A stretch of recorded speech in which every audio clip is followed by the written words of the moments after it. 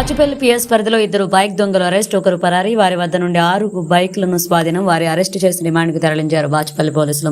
సులువుగా డబ్బులు సంపాదించి వారికి ఉన్న అప్పులు తీర్చుకునేందుకు ఏదైనా దొంగతనం చేయాలనే పథకం ప్రకారం సెకండ్ హ్యాండ్ ద్విచక్ర వాహనాలు విక్రయించి OLX యాప్లను ఆసరాగా చేసుకుని టెస్ట్ డ్రైవ్ చేస్తామని నమ్మించి బైక్లను దొంగిలించే 3 సభ్యుల ముఠాను అరెస్ట్ చేశారు బాచుపల్లి పోలీసులు.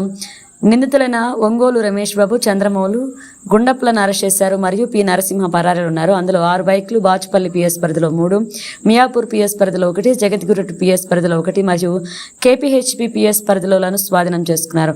వాటి విలువ సుమారు 4.0 లక్షలు ఉంటుందని తెలియజేశారు.